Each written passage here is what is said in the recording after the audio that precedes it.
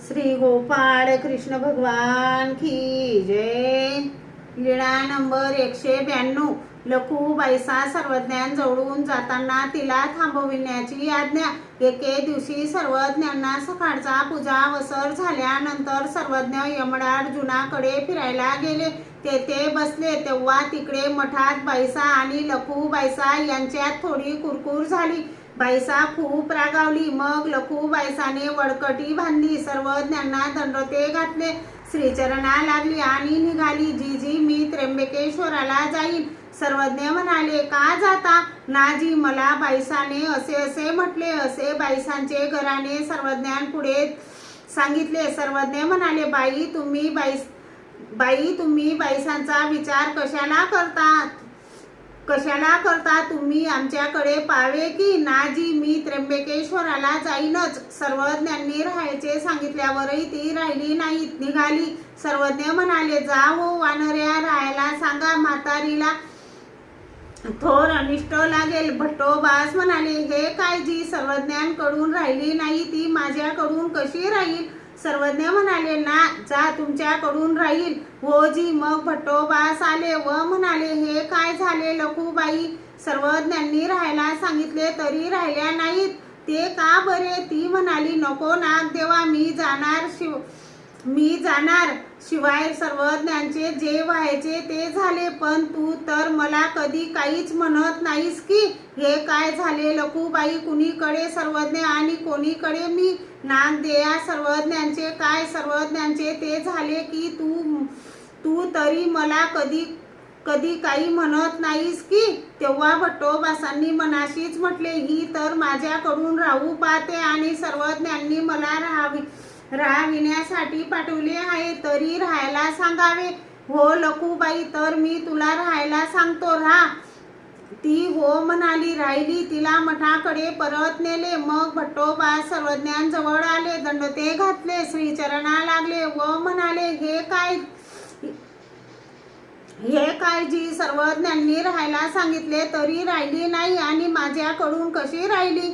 सर्वज्ञ म्हणाले, जीव जीवा साजात्य, हे सकळही सी वैजात्य। जीव जीवाचे म्हणितले करी ती, म्हणून तुमच्याकडून राहिली, आमच्याकडून राहिली नाही। हो जी।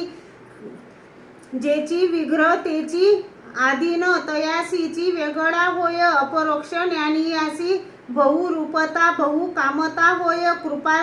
कृपास्पदीभूत होऊनी अनंत काळ असे, परी अगाध चक्रवर्ती तयाची वासही न पाये। यावर सर्वज्ञांनी बांध करी याचा दृष्टांत निरूपण केला। कोणी एक मैळा चोरू बांध करी रावो, तया ते मागावया जायत।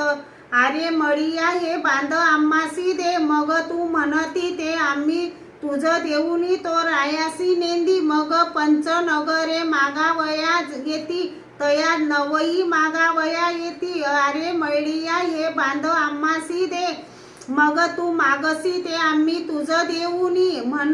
म्हणसी ते करुणी त्याही नेंदी। मग गाणे भाटे थोटी सिमुरे रांधवणे, सामान्य स्त्रिया कालाडे तिये राया ते विडा मागावया येती। तिये म्हणती आम्ही बांध मागोनी रावो, म्हणे आम्हासी नेंदीची, पंचनगरासी नेंदीची। मा तुम्हासी काही देईल ना, आम्ही मागोनी मग रावो, तयासी भिडा दे। मग तिये जाती, तिये म्हणती आरे मैळ्या, हे बांध आम्हासी दे। तो म्हणे माते रावो मागावया आला होता, तेयासी नेंदीची। पंचनगरे मागावया आली होती, तयासी नेंदीची। मग तुम्हासी काही देईन? तिये म्हणती, हे काही रे मैळ्या, मर तुवा जोडावे आम्ही खावे। मागा जोडिले ते आम्हासी खादले, पुढा जोडीसे ते आम्हासीची खासी। म्हणून उमेठा शब्दी वर्णिती, मग तो तयासी दे। तसे हा जीव ईश्वराला जन्म देत नाही, देवतेला देत नाही, तर कुणाला देतो? विषय सुखा कारणे व यव्वरा कारणे जीवाला देतो। श्री गोपाळ कृष्ण भगवान की